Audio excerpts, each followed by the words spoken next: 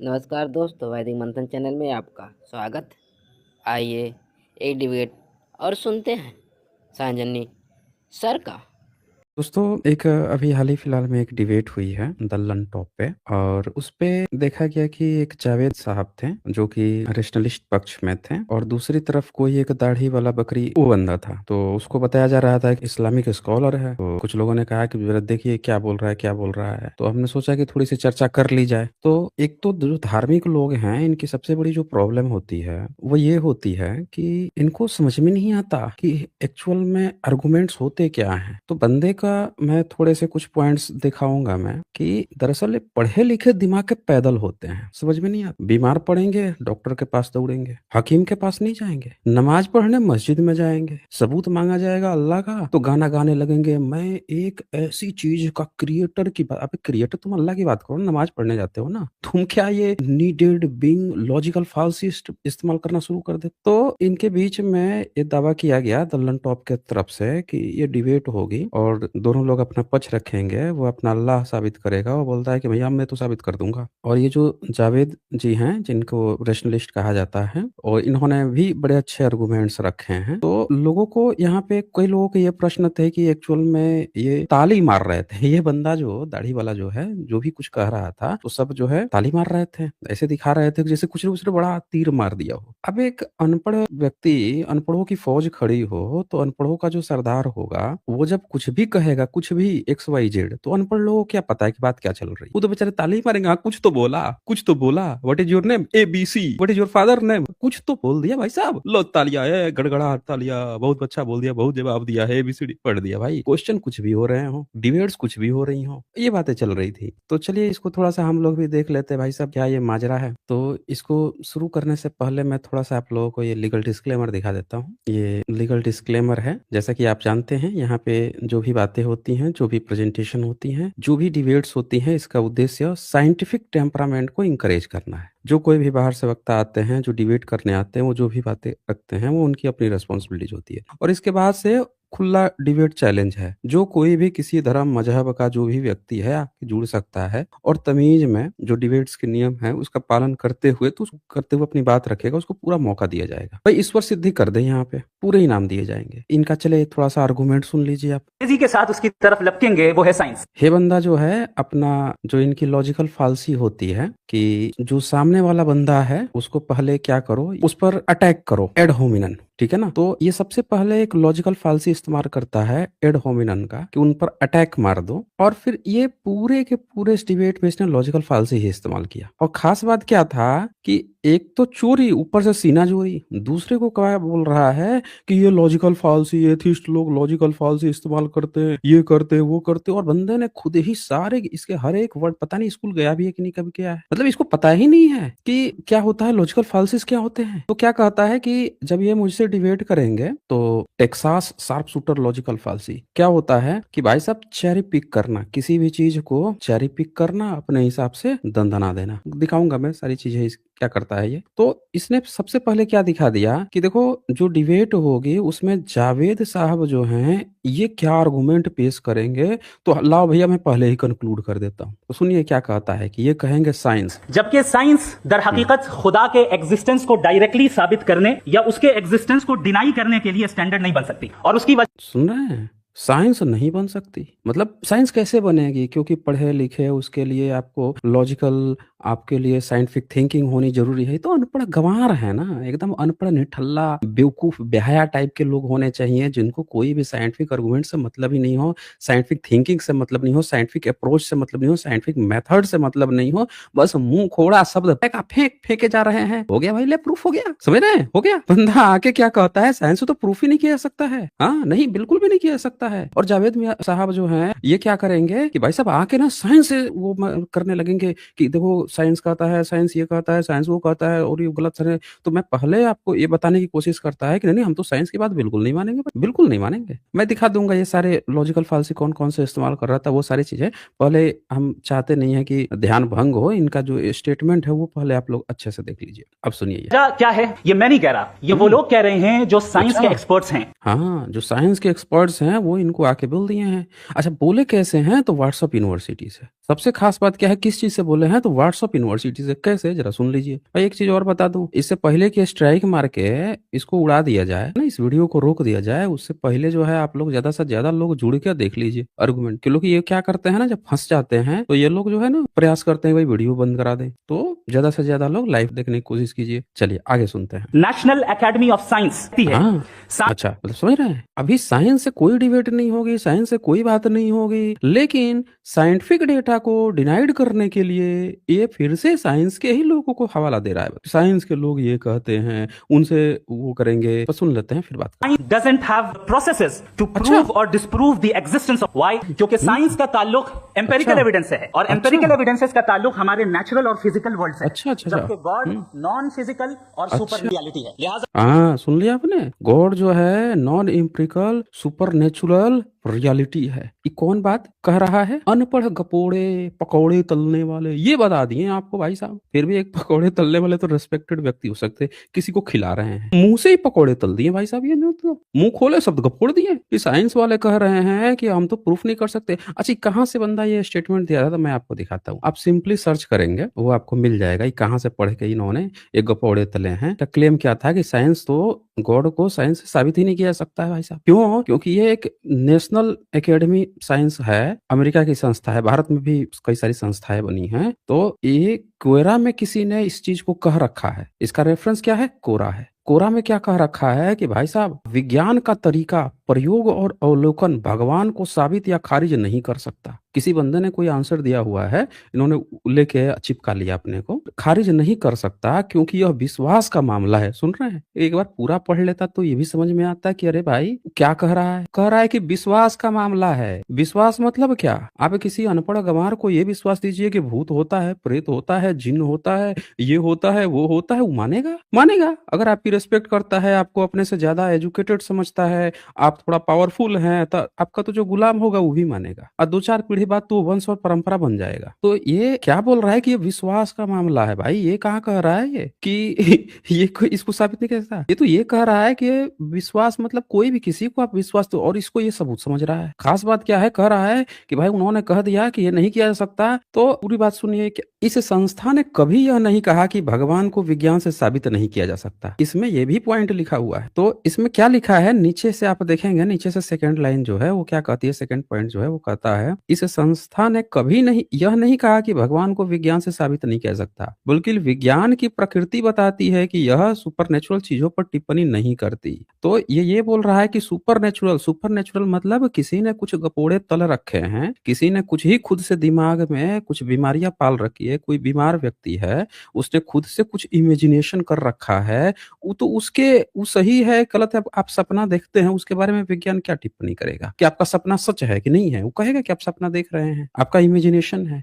विज्ञान कहता है। अब मैं वही चीज आगे आपको दिखा देता हूँ जो ये बंदा बताने भूल गया, आधी अधूरी बात बताया, पूरी बात बताना। ये देखिए आगे, नेशनल एकेडमी ऑफ साइंस जैसे वैज्ञानिक संस्था मानते हैं कि मानसिक बीमारियां मस्तिष्क की जैविक प्रक्रियाओं से जुड़ी होती हैं। समझ रहे? ये कह रहा है कि वो सुपर नेचुरल के बारे में नहीं बता। अरे भाई, वो जो खिचड़ी आपके दिमाग में पक रही है कि बकरी की तरह हमको दाढ़ी बढ़ा के रखनी है, जहाँ कटवाना है दाढ़ी कटवाते नहीं है, ये तो ये आपके दिमाग में जो खिचड़ी पक रही है ना, उसकी भी स्टडी कर लेता है विज्ञान। देखिए क्या कहता है, मानसिक बीमारियां, आपके दिमाग में जो मानसिक बीमारियां हैं वो क्या कह रहा है कि जैसे न्यूरो इमेजिंग और बायोमेडिकल टूल्स के जरिए देखा और मापा जा सकता है आपके दिमाग में क्या चल रहा है। अब तो इतना साइंस आगे बढ़ गया है कि आप झूठ बोल रहे हो कि सच बोल रहे हो वो भी माप ले रहा है। और ये बंदा क्या बैठ के यहाँ पकौड़े तल रहा है कि वो एम्पिरिकल एविडेंस खोजता है, ये खोजता है वो, पर दिमाग में आपके जो खिचड़ी पकती है वो तक साइंस निकाल लेता है। अब यहाँ पे देखिए, ये एक चीज ध्यान से क्या कह रहा है, न्यूरो इमेजिंग तकनीकें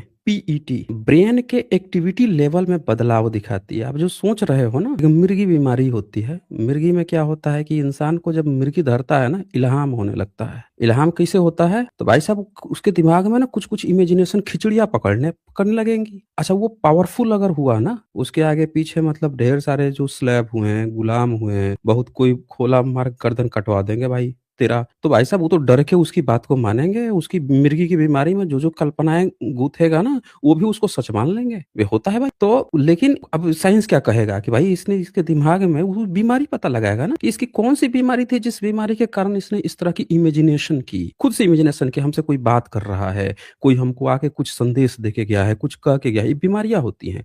तो साइंस इसकी स्टडी कर लेता है कि इसके दिमाग में वो जो तरंगे चल रही हैं, देखिए एक्टिविटी लेवल में बदलाव दिखाती है, जबकि एमआरआई जो है वो स्ट्रक्चरल बदलाव जैसे सिजोफ्रेनिया में वेंट्रिकल्स का होना दिखाती है। एफएमआरआई, ईसीजी, ये बहुत सारे चीजें हैं जो आपको फिजिकली नहीं दिख रहे हैं, एम्पिरिकल नहीं दिख रहे हैं, लेकिन साइंस उसकी स्टडी वो सारे बदलाव निकल लेते हैं।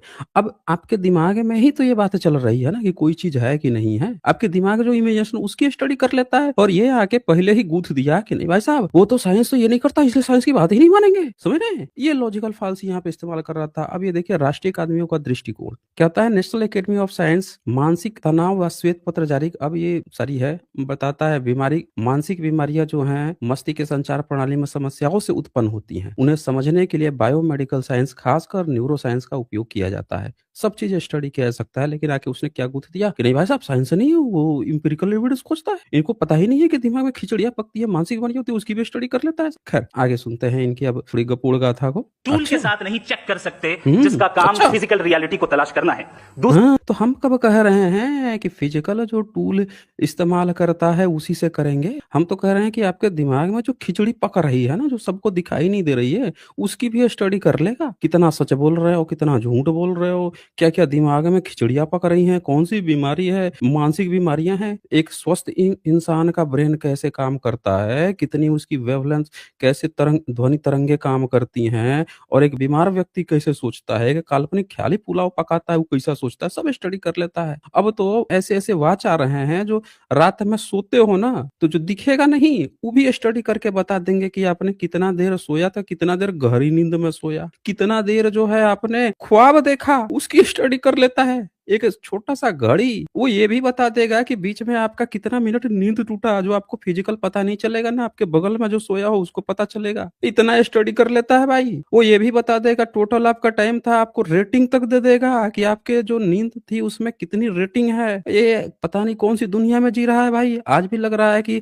6ठी सदी में ही जी रहे हैं भाई साहब। हैं? जानकारी है नहीं, आके गपोड़ दिए। अच्छा जी, और सुनिए आगे। स्टैंडर्ड हो सकता है रेवलेशन, कि रेवलेशन अच्छा। के जरिए हम ये साबित करें कि गॉड अच्छा। एग्जिस्ट करता है या नहीं। अब देखिए, अब इन्होंने कहा कि भाई साइंस से तो साबित नहीं करना है भाई साहब, हम तो सीधे हाथ खींच ले रहे हैं। रिलेवेशन की जरिए इनकी डिफिनेशन सुन लीजिए, फिर इसकी भी हम बात करते हैं। लेकिन ये स्टैंडर्ड भी आज इररेलेवेंट है, जो मेयार हो सकता सुन रहे हैं? ये भी आज इर्रेलेवेंट है। क्यों इर्रेलेवेंट है? क्योंकि इन्होंने क्या किया है, ये जो इस धर्म को मानते हैं, जिस मजहब को मानते हैं, वहाँ पे ऐसी-ऐसी कपोल कल्पनाएँ लिख दी गई हैं, जिसका इनके पास आज सबूत नहीं है कि दे सके। जैसे कि चाँद के 2 टुकड़े कर देना, जैसे कि ये बताते हैं कि भाई साहब जो हैं, वो गधी पे या पता नहीं क्या था, किसी चीज़ पे बैठ के चले गए थे, आसमान में चले गए थे, पता नहीं कहाँ पे उड़ के चले गए थे, चले आए थे। ऐसी-ऐसी कपोल कल्पित गाथाएँ इन्होंने गाँथ रखी है। अब सबूत तो दे नहीं सकते। 6ठी सदी में मोहम्मद थे, आज ई हैं, लेकिन उनके साथ जो गाथाएँ गपोड़ दी गई हैं, उसका ये आज सबूत नहीं दे सकते। तो यहाँ पे हाथ खींच रहे हैं कि भैया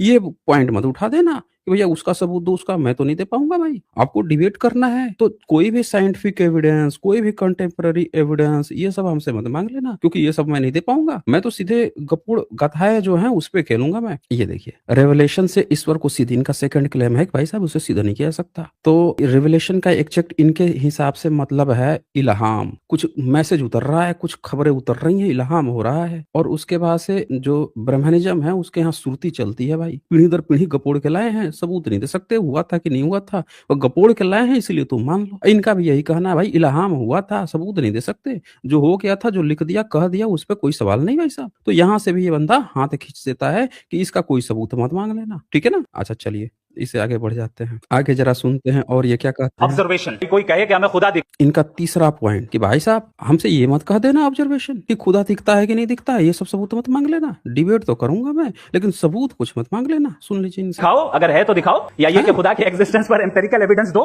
तो ये है दर हकीकत गलत टूल का इस्तेमाल करना। गलत टूल का इस्तेमाल करना। भाई साहब ये पकौड़े तलेंगे और आप उनसे कह दोगे कि सबूत दो, तो ये गलत टूल हो गया भाई साहब। आपको क्या कहना है कि ये कहें कि भाई हमने तो ये गपोड़े तले हैं, तो आप भी उनके साथ कुछ पकौड़े तल दो। वो तल रहे हैं, कुछ उतल दो। इन्होंने कहा कि चांद के 2 टुकड़े, आप कह दो कि हमने तो जुपिटर के 2 टुकड़े कर दिए थे भाई साहब, हमारे यहाँ तो एक मैसेंजर आए थे। कपोड़े कपोड़े इनकार नहीं करना है भाई साहब, ऑब्जर्वेशन सबूत नहीं मांगना है कि तुमने ये किया वो किया उसके सबूत दे दो। नहीं नहीं, पकौड़े तल रहे हैं, आपको भी पकौड़े तल लेना है। डिबेट इस पे होगी भाई साहब। इनके कंडीशंस देख लीजिए, देख रहे ना। और सुन लीजिए, आगे सुनिए। ये ऐसा ही है कि जावेद साहब मुझसे ये मुतालबा करें कि मुफ्ती साहब आप मेटल डिटेक्टर के जरिए प्लास्टिक डिटेक्ट करके दिखाएं।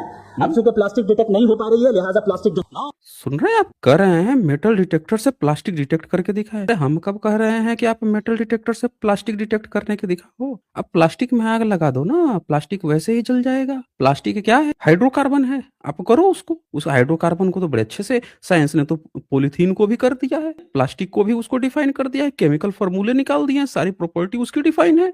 मेटल के भी डिफाइन है। आप कहाँ चक्कर में फंसे हो कि मेटल से टूल से उस टूल से उस टूल। अरे साइंस के पास हर चीज टूल है, वो प्लास्टिक को भी खोज लेगा, मेटल को भी खोज लेगा। लेकिन ये बंदे ने क्या ऐसा एकदम बेवकूफाना जैसे लगा है कभी इसने केमिस्ट्री की क्लास ही नहीं की हो, तो पता ही नहीं है इसने यहाँ पे क्या लॉजिकल फालसी खेल दी कि मेटल से प्लास्टिक। अरे साइंस मेटल से प्लास्टिक नहीं खोजता, साइंस प्लास्टिक को प्लास्टिक हाइड्रोकार्बन पूरा का पूरा बताइए ऑर्गेनिक या इनऑर्गेनिक केमिस्ट्री पढ़ा होगा आपने, देखा होगा कि पूरा का पूरा जो हाइड्रोकार्बन फैमिली है उस पर तो पूरी की पूरी किताबें ही किताबें हैं। उसी में आता है ना प्लास्टिक आता है?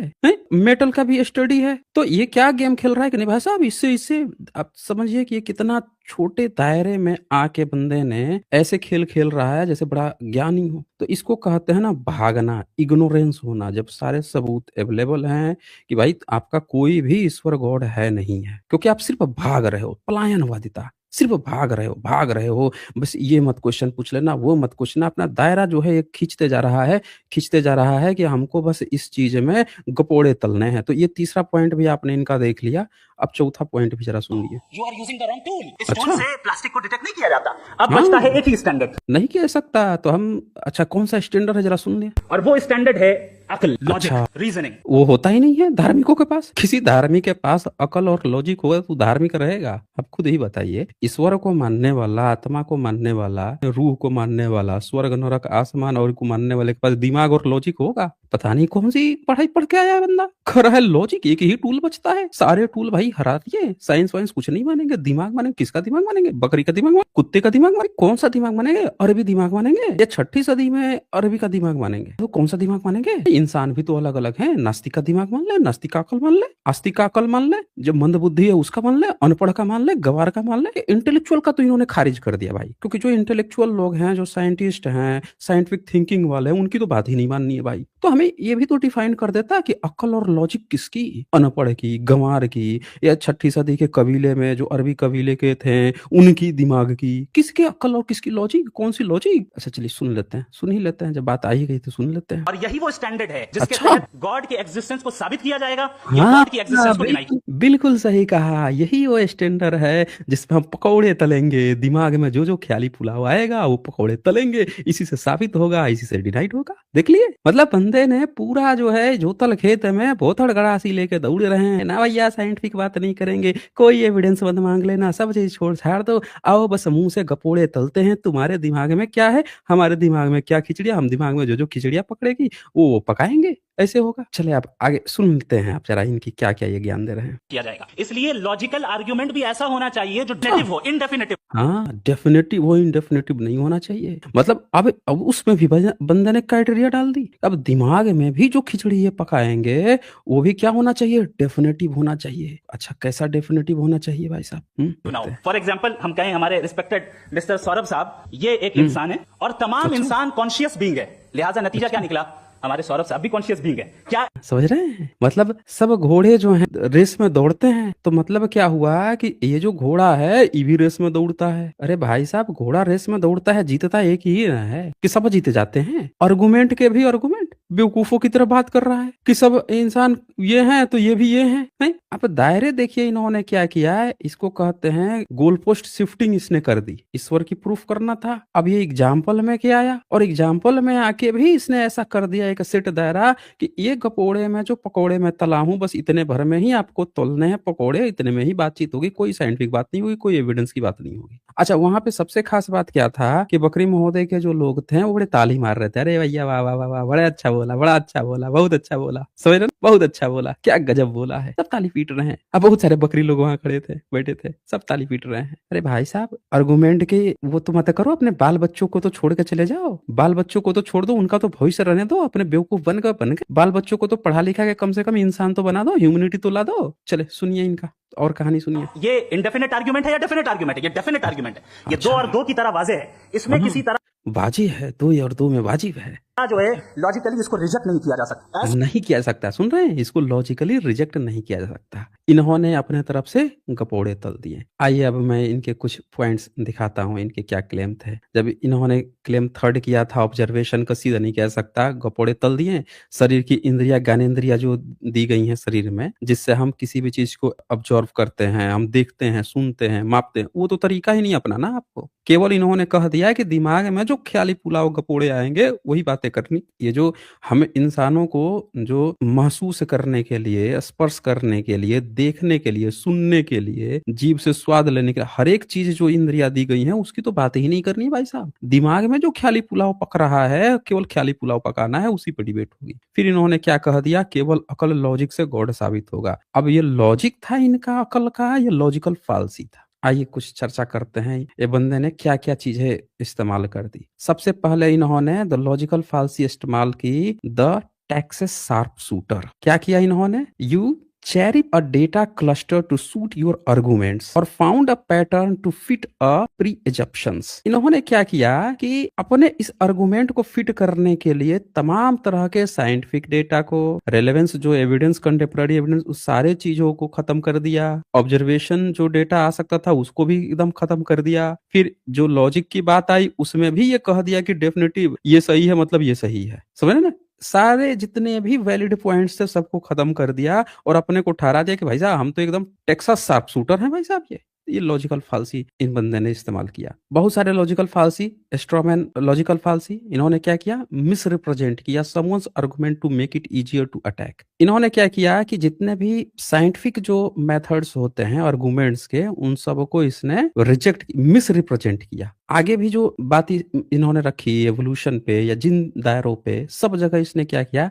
साइंटिफिक जो डेटा थे उन सारी चीजों को पहले मिस रिप्रेजेंट किया और फिर अपना एक ग्राउंड खेल दिया, मतलब यह हमने अब खेल दिया है। इसमें और बता रहा हूँ इन्होंने क्या क्या खेला है इसमें। False cause, you presume that a real और प्रिशिफ्ट relationship between things means that one is the cause of the other. अब इन्होंने जो अभी अभी हाल फिलहाल में जो एग्जाम्पल दिया सौरभ का, कि ये सारे जो लोग हैं तो सौरभ भी वही चीज है, सारे लोगों के साथ जो लॉजिक बैठ रहा है फिट, इसलिए सौरभ के साथ ही फिट बैठ रहा है, ये आता है फॉल्स कॉज। इन्होंने फॉल्स कॉज दिया। एवरीवन, हर व्यक्ति के पास इंडिविजुअल है, हम उसको फिट नहीं कर सकते किसी एक चीज को। भाई सारे इंसान इंसान है, तो फिर यहूदी जो है मुस्लिमों की बैंड क्यों बजाय रखा है? क्यों फिलिस्तीन में वो कर रखा है? हालत खराब है।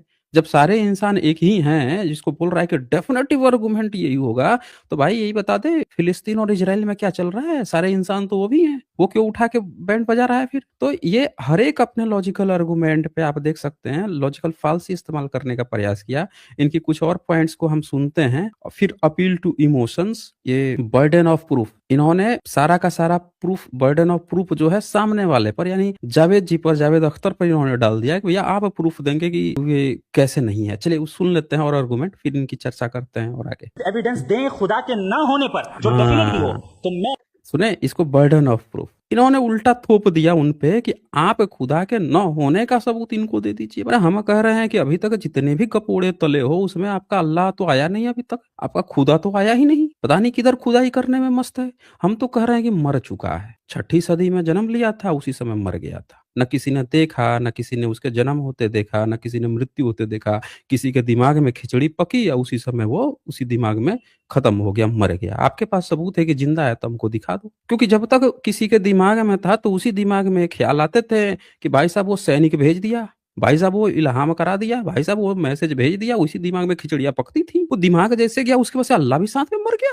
पता ही नहीं चल रहा है भाई साहब। हैं? एक वो था ना इंसेप्शन, एक मूवी आई थी कि भैया कोमा ज़ोन में चले जाते हैं, आप सपने के भीतर, सपने के भीतर, सपने के भीतर कोमा ज़ोन में चले जाते हैं, कोमा ज़ोन में चले गए भाई साहब। वो दिमाग में जो खिचड़ी पकी थी, उस दिमाग के बाद से आज तक क्या आप लोगों ने देखा क्या? या उस दिमाग के पहले, उस दिमाग में जो खिचड़ी पकी थी, उससे पहले किसी के दिमाग में वैसी खिचड़ी पकती देखी क्या? नहीं देखा आपने, ना बाद में किसी ने देखा। बस वो दिमाग में जो-जो खिचड़ियाँ पकी हैं, वही भर तो है। तो आप हमें हम तो कहते हैं कि आपका अल्लाह मर चुका है। जैसे दिमाग खत्म हुआ, दिमाग में वो बातें जो चल रही थी, वो बातें खत्म, उसी के साथ हम मर गया। अगर ये जो भी व्यक्ति है, मैं खुला चैलेंज देता हूँ, आके हमसे डिबेट कर लो और साबित कर दो कि जिंदा है। कर दो ना साबित। मैं दुनिया के तमाम लोगों को कहता हूँ, जो लोग भी कह रहे हैं कि भाई उनका ईश्वर अल्लाह गॉड है, मैं तो कह रहा हूँ कि मर चुका है। जिसने भी पहली बार क्लेम किया, उसी के दिमाग में ये खिचड़ी पकी थी और खिचड़ियाँ पका के वो जैसे मरा, उसके दिमाग जैसे खत्म हुआ, डेड हुआ, उसी के साथ ही वो ईश्वर अल्लाह गॉड जो भी था, वो भी उसी के साथ डेथ कर गया, खत्म हो गया। फिर किसी दूसरे ने खिचड़ी पकाई, अब ये बंदा अपने दिमाग में खिचड़ी पका रहा है, ये भी जाएँगे तो इनके साथ वो भी चला जाएगा। ऐसे ही तो होता है। तो अगर जिंदा है तो हमें दिखा दो। अगर कहीं पे इनका ईश्वर अल्लाह गॉड कहीं पे भी जिंदा है, मैं लिंक लोग माँग रहे हैं, मैं लिंक दे देता हूँ। तो मैं बताता हूँ वो कहाँ पे है। इनका ईश्वर अल्लाह गॉड अगर कहीं पे है, तो वो सिर्फ़ और सिर्फ़ दिमाग में है। समझ रहे ना? वही दिमाग में है जहाँ पे ये लोग अपने अस्तित्व की लड़ाई लड़ते हैं, उसके होने के लिए जो ख़्याली पुलाव पकाते हैं, उतने भर में अल्लाह है और कहीं नहीं अल्लाह है। समझ रहे ना? यही कारण है कि ये कहीं से भी ये लोग आज तक ना सबूत दे पाए हैं। अगर इनका अल्लाह, ईश्वर, अल्लाह गॉड जो भी जिंदा होता, कोई भी व्यक्ति अगर जिंदा होता, तो बता दीजिए कि इतने सारे देश हैं, फिलिस्तीन से लेके अफ़गानिस्तान की हालत देखिए, वहाँ की महिलाओं की हालत देखिए, बहुत बुरा हाल है। सीरिया में जाके देखिए, मुस्लिम देशों में जाके आप देखिए, 2-4 मुस्लिम देशों को छोड़ दें जो तेल-वेल से अपने पैसे कमा लिए, उनको अगर हम छोड़ दें, तो भाई साहब इनके बहुत बुरे हालात हैं, बहुत बुरे। तो मैं तो कह रहा हूँ अल्लाह मर चुका है। वो 6ठी सदी में आया था, उसी समय मर गया, दिमाग में जन्म लिया, दिमाग में ही बड़ा होके कर-कुर के उसी के साथ, दिमाग के साथ ही खत्म हो गया, मर गया, उसके बाद से आया ही नहीं। तो किसी को भी लगता है कि वो अल्लाह अगर जिंदा है तो आके हमको सबूत दे दे, काहे नहीं दे रहे हैं? तो कह रहा है नहीं भैया हम तो कुछ बात ही नहीं करेंगे उसके बारे में, कोई सबूत-वबूत की बात नहीं करेंगे, क्योंकि ये तो पढ़े लिखे लोग बात करते हैं, हम तो अनपढ़ गंवारों की तरह मुँह से खिचड़ी पकाएँगे और लॉजिकल फालसी इस्तेमाल करेंगे, गपोड़े तलेंगे। तो और सुनिए आगे जरा इनकी कहानी। ये ऐलान करता हूं कि यकीनन मैं उस एविडेंस हुँ। को कबूल करूंगा और उस पर गौर करूंगा, लेकिन ये यकीनन कबूल करेंगे और करेंगे। अब और ज़रा इनकी सुनिए ये। साइन कर देता हूं प्रेडिक्शन के तौर पर। कोई डेफिनेट आर्गुमेंट कोई नहीं पेश कर सकता। हम हाँ, कोई नहीं पेश कर सकता। ये बंदा जो है खुद से ही ये गाना भी गा दिया कि भैया ये तो आर्गुमेंट कोई पेश ही नहीं कर सकता। कैसे पेश करेगा भाई साहब? बता दो हमें कैसे पेश करेगा? और आप एक आइसोलेटेड आइलैंड पर तो हैं। आपको ये एक लॉजिकल फालसी एग्जांपल समझाएगा। सुनिए ज़रा इसको। ऐसा आइलैंड जहां पे हम सही है, चलते हुँ। चलते आपके सामने अचानक आपने देखा एक पिंक कलर की बॉल पड़ी हुई है। हाँ। में क्या आएगा? ये बॉल हुँ। यहाँ क्यों आई? कैसे अच्छा। आई? ये पिंक कलर अच्छा। की ही क्यों है? कोई और कलर भी हो हाँ। सकता था। ये इसी शेप में क्यों है? कोई और शेप भी हो सकता था।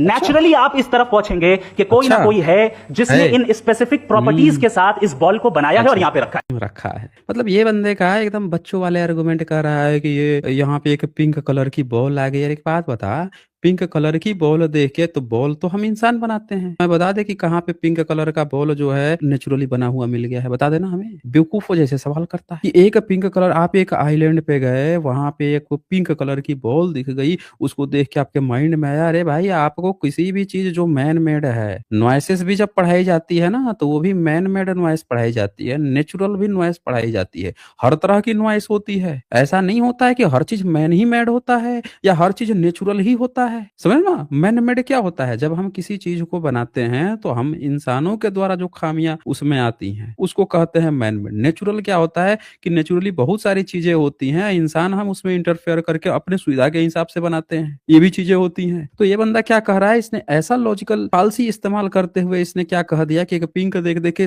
ऐसा ख्याल आता है किसने बनाया, किसने ये कलर किया, ये किया, इसीलिए ईश्वर अल्लाह गॉड है। अच्छा और क्योंकि आप जानते हैं कि ये जो बॉल है इसका एग्जिस्ट करना जरूरी नहीं है। ये एग्जिस्ट कर भी सकती थी, नहीं भी कर सकती थी, और एग्जिस्ट करना ही था तो किसी और फॉर्म में करती, किसी और हाँ, किसी और फॉर्म में करती। हमें यही बता दो कि दाढ़ी में एग्जिस्ट कर रहे हो, ये दाढ़ी नहीं रहता तो क्या इंसान नहीं रहते क्या? बता दो हमें। अगर दाढ़ी कट दी जाए, हटा दिया जाए तो इंसान नहीं रहोगे क्या? बता दो हमें। ये टोपी जो पहने हो, टोपी नहीं पहनोगे तो इंसान नहीं रह जाओगे क्या? बता दो हमें। या ये जो ख्याली पुलाव अभी जो पका रहे हो बिना दाढ़ी टोपी के, नहीं पका पाओगे क्या? सब चीज हो सकता है, पिंक की जगह रेड कर दो, ये कर दो, वो इंसान करेगा ना भाई साहब।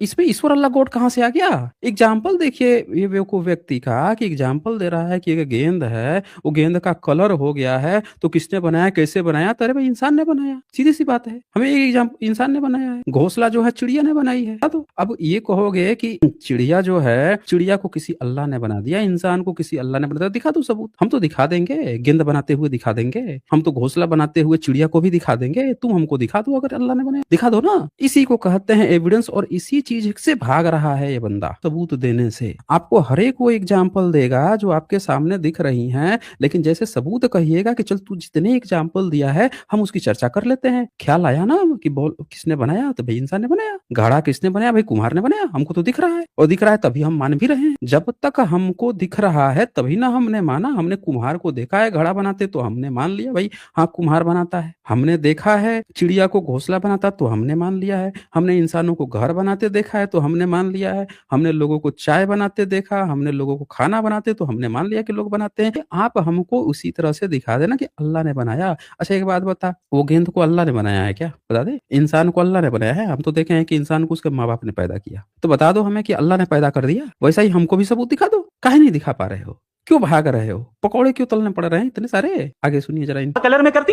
अब आप इस बॉल को एक्सपैंड करते चले जाएं, एक्सपैंड करते चले जाएं, एक्सपैंड करते चले जाएं, यहां तक कि ये बॉल यूनिवर्स के साइज की हो जाए। बताइए कि क्या साइज के बढ़ जाने से सवाल बदल जाएगा? हरगिज नहीं। हाँ नहीं, बिल्कुल नहीं बदलेगा, बिल्कुल नहीं बदलेगा भाई साहब। लेकिन ये बात जरूर रहेगी कि जब साइज उसकी बढ़ जाएगी ना, तो भैया ये साइज जो बढ़ाया जाएगा उसका जो कलर होगा ये आपके सामने कौन करेगा? बॉल को तो इंसान ने बना दिया। आपने एक एजप्शन ले लिया कि हम मान लेते हैं बड़ा हो गया, बड़ा हो गया, बड़ा हो गया। अरे तो वो मान लेते हो, ये ना माने हो कि बड़ा हो गया, लेकिन हमको दिखाओ तो सही कि एक बार बड़ा हो गया तो उसको बड़ा किसने किया, वो तो दिखा दो। हमने तो दिखाया कि बॉल को जितने भी शेप में बनाया इंसान ने बनाया, हम तो दिखा सकते हैं। लेकिन तुम हमें ये दिखाओ जो एजप्शंस कर रहे हो। नहीं तो ऐसे तो ये बैठे बैठे यहीं ख्याली पुलाव पका लो कि भैया 72 हूरें हमने मान लिया है, हमने लेटर से जूम कर लिया है कि 72 हूरें हमको सेवा दे रही हैं, वो भी उतनी बड़ी बड़ी होती हैं और हर बार सबको सेवा देती हैं। एजप्शन यहीं पे बैठ के करते रहो। सबूत भी तो देना पड़ेगा जो एजप्शन करोगे।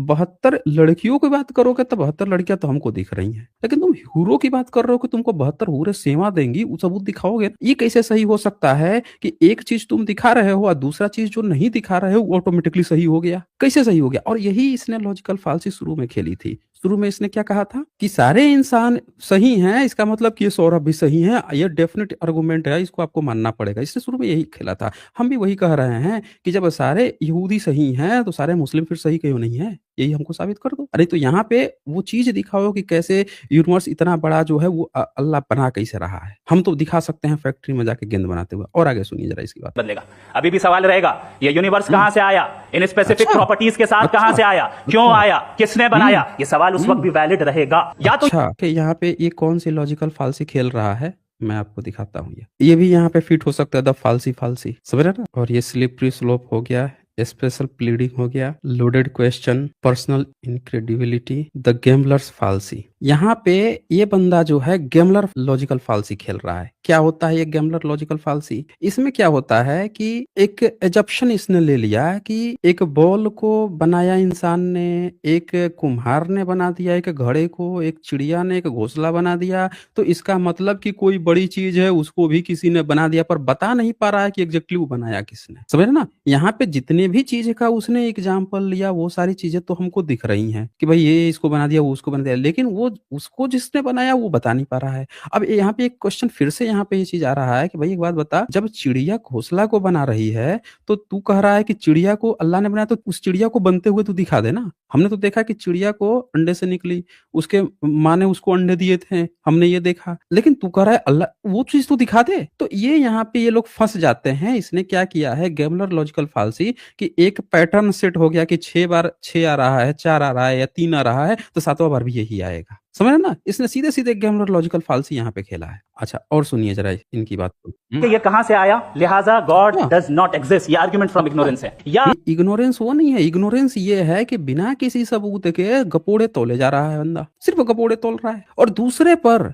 बार बार ये एड होमिनम लॉजिकल फाल्सी इस्तेमाल कर रहा है। दूसरे पर अटैक कर रहा है कि दूसरे लोग लॉजिकल फाल्सी खेल रहे हैं, दूसरे लोग लॉजिकल, जबकि खुद ये लॉजिकल फाल्सी खेल रहा है। ये कहेंगे कि ये यूनिवर्स खुद ब खुद बन गया, इसका मतलब ये है कि उस बॉल को भी खुद ब खुद बन जाना चाहिए। हमको दिखा दे, हम बॉल को दिखाते हैं बनते हुए, तू यूनिवर्स बनते हुए हमको दिखा दे, और अल्लाह के द्वारा बनाते हुए दिखा दे हमको। हम जानते हैं कि एक गेंद जो है वो फिजिकल एक क्वांटिटी है और उसको बनाते हुए मशीन भी हमको आंखों से देख रही है। तो यूनिवर्स अगर हमको दिख रहा है यूनिवर्स, या चल एक गेंद को इंसान बना रहा है और तेरे हिसाब से तो गेंद भी अल्लाह ने ही बनाई है, तो तू हमको अल्लाह के द्वारा बना के दिखा। हम इंसान के द्वारा बना के दिखाते, तू अल्लाह के द्वारा बना के दिखा। गेंद ही दिखाएंगे, दोनों लोग गेंद पे ही बात कर लेते हैं, गेंद ही बनाना है। तू अल्लाह से बना के दिखा दे, हम एग्जिस्टेंस मान लेंगे कि तेरे अल्लाह ने गेंद को बना दिया, और हम इंसान उसको गेंद को बनाएंगे फैक्ट्री के द्वारा, मशीन टूल के द्वारा, और साबित हो जाएगा कि भैया किसने बनाया उसको। ठीक है ना? किसी भी चीज को तू बनवा के दिखा दे एक बार, और ये सबूत दे दिया तो हम लोग मान लेंगे। सारे एथिस्ट जो है, मैं खुद प्रचार करूंगा भाई साहब कि सारे एथिस्ट भाई मान लो ये बंदा बिल्कुल सही बोल रहा है ना? और तेरी तरफ बिल्कुल हम लोग है बकरी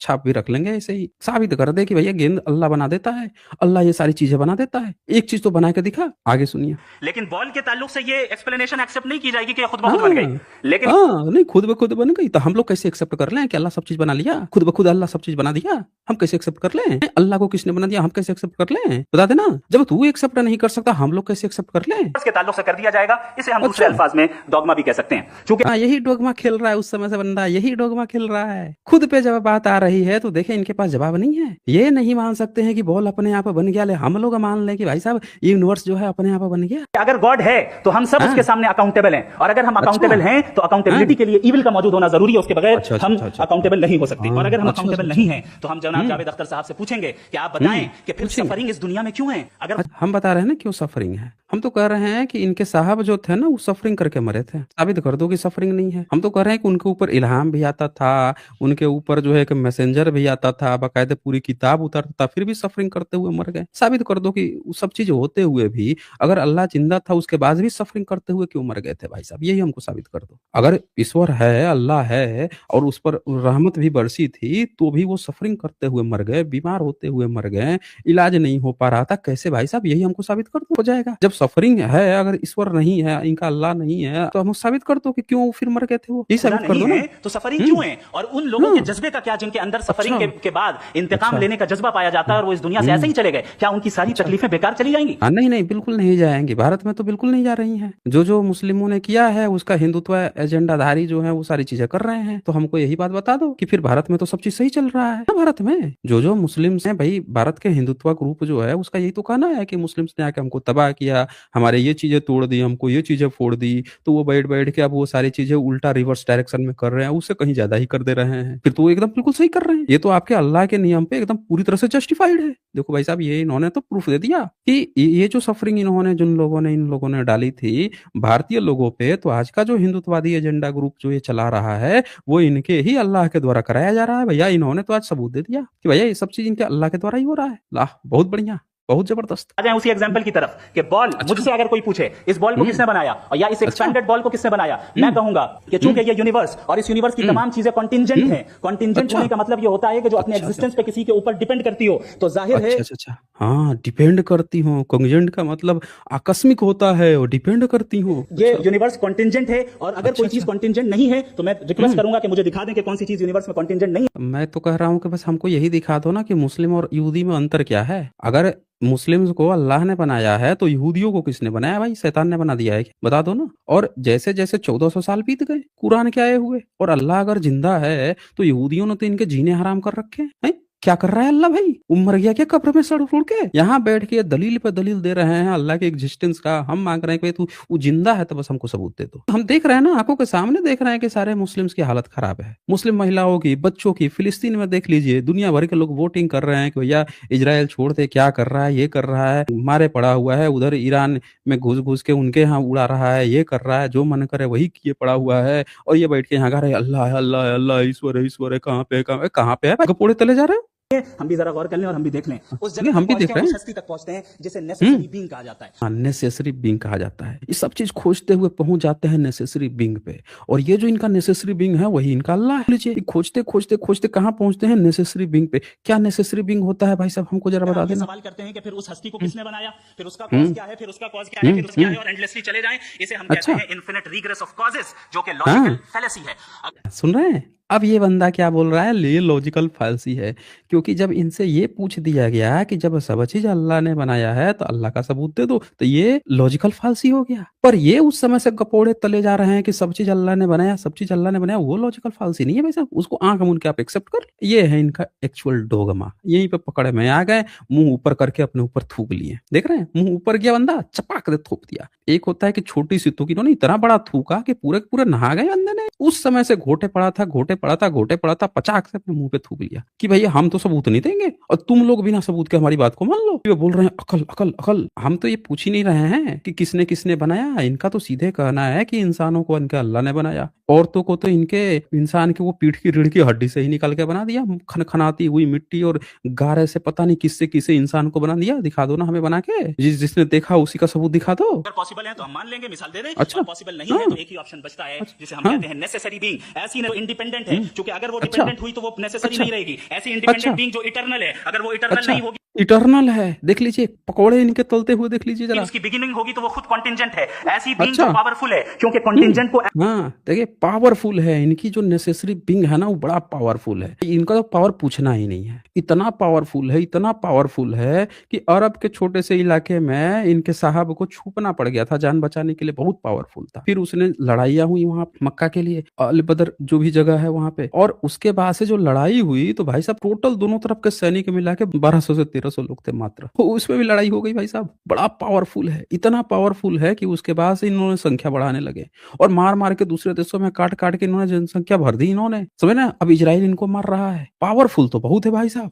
बहुत पावरफुल है, इतना पावरफुल है कि वो इंटेलिजेंट भी है। सुन लीजिए एनालाइज करने के लिए पावर चाहिए। ऐसी बीइंग अच्छा। जो इंटेलिजेंट है और नॉलेजेबल है, हाँ। क्योंकि ये universe specific form laws of nature के तहत प्रिसाइजली चल रहा है। सुने, नॉलेजेबल है, नॉलेज का तो पूछना ही नहीं है भैया अल्लाह का। अल्लाह इतना नॉलेजेबल है कि हमेशा जो है जमीन को बिछा देता था भाई साहब, कभी उसने बताया ही नहीं कि ये जो जमीन है वो गोल है, और गोल है तो वो सूर्य के चारों बगल चक्कर लगाती है, परिक्रमा करती है, वो बता ही नहीं पाया भाई साहब। उसने तो सितारों उतारों को टांग दिए ऐसे आसमान में, ऐसे टांग दिए उन्होंने, और इनके हदीसों के तो पूछने नहीं, ये तो खम्बल मुसल वसल से मार मार के जो आसमान पहले चिपका हुआ था मार के ऊपर भेजा दिए थे भाई साहब, इन्होंने अलग कर दिया था रात और दिन को आपस में से, समझ रहे हैं। पहले इन्होंने पृथ्वी बना दी, आसमान उस्मान और चांद तारे, खैर सूरज बाद में बना दिए भाई साहब इन्होंने, समझ रहे हैं। इंटेलिजेंट तो इतना है कि आप इनकी किताब पढ़ लीजिए, सारी इंटेलिजेंटी ऐसे टपकेगी कि आप नीचे बाल्टी लगा दीजिए, टप टप के पूरा भर जाएगा, लेके जाइएगा भाई साहब, एक बूंद नहीं छोड़ना है। इंटेलिजेंट तो इतना है भाई साहब, पावरफुल के साथ साथ। कितने मजहब आगे चले गए, किसी ने जुपिटर अच्छा। को खुदा माना, किसी ने किसी को अच्छा। माना। मैं कहता हूँ जिसने कॉन्टिनेंट खुदा माना गलत हाँ हाँ, इनके पकोड़े तले हुए चीज को मान लिया भाई साहब, वो इंटेलिजेंट है, समझ रहे हैं। हम बोल रहे हैं कि इस बात की बहस ही क्यों रही कि मान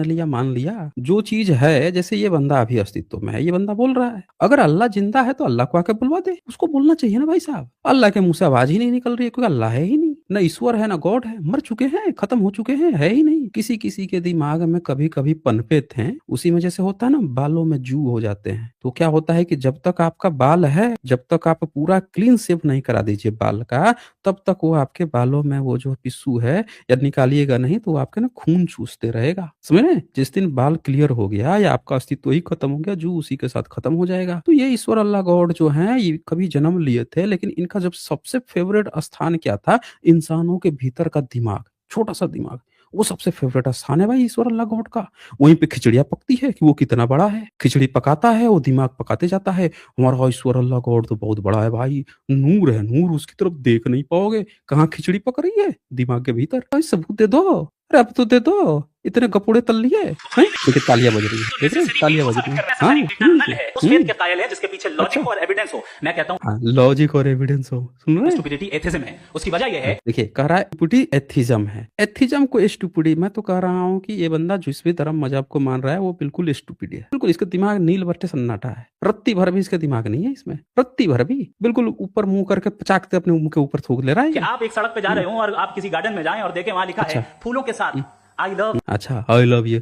अब ये फर्जी की बातें चल रही हैं, मेरे ख्याल से मैंने काफी सफिशिएंट बातें बोल दी है। आप ये देख सकते हैं दोस्तों कि किस तरह से पब्लिक को बेवकूफ बनाया जा रहा है, कैसे कैसे लोग जो हैं वो कुछ भी गपोड़े तल दे रहे हैं और बैठ के। क्योंकि अगर हमें एक सही दुनिया, सबसे पहले तो एक चीज मैं बता दूं कि ये जो दल्लन टॉप वाला है, इसने जो डिबेट खड़ा किया, इसमें इसने दो मुस्लिम्स को बुलाया, एक जो रेशनल है, पहले जावेद पहले अच्छा बोलते थे, लेकिन जो नई सरकार है, नई गवर्नमेंट है, दबाव प्रेशर में ये बॉलीवुड वाले सब चुप ही हो गए हैं, अब प्रोपेगेंडा फैलाने में माहिर हो गए हैं, तो ये भी अब चुप हो गए हैं, अब वो उतनी बड़ी दलील नहीं देते हैं या जो भी सामाजिक प्रेशर है, जो भी है, लेकिन पहले थोड़ा अच्छा ज़्यादा वो अच्छा बोलते थे। और ये मुस्लिम्स था तो इसने अब इनके यहाँ खिचड़ियाँ पकती हैं, जो पुलाव पकते हैं, वो आके इसने ख़्याली पुलाव पकाया आपने। और यहाँ पे चक्कर क्या हुआ कि इनको यहाँ पे बैठा लेना चाहिए था, किसी बाबाओं को भी बैठाना चाहिए था। ये बाबाओं से क्यों नहीं डिबेट कराता है? ये भारत में इतने सारे रैशनलिस्ट हैं, इतने सारे एथिस्ट हैं, उनसे बैठा के एक बार बाबाओं का भी तो डिबेट करा ले ना। नहीं आ रहे हैं तो हमारे चैनल पर लेके आए, हम करा लेंगे, यहाँ पे करा देंगे। क्यों नहीं ये करा पा रहे हैं? 2 मुस्लिम्स को बैठा के भिड़ा दिया बंदे ने, अब बातें चल रही हैं। ये सेम आर्गुमेंट ईश्वर पे भी खड़ा होता है, जीसस पे भी खड़ा होता है, इनका जो गॉड है उस पे भी खड़ा होता है, हर जगह खड़ा होता है। ऐसा नहीं है कि सिर्फ मुस्लिम्स की बात है, हर जगह पे जहाँ धार्मिक हो हर जगह खड़ा होगा ये चीज़। आज बस इतना ही, फिर मिलेंगे हम अगली डिबेट के साथ अगले वीडियो में। तब तक के लिए नमस्कार।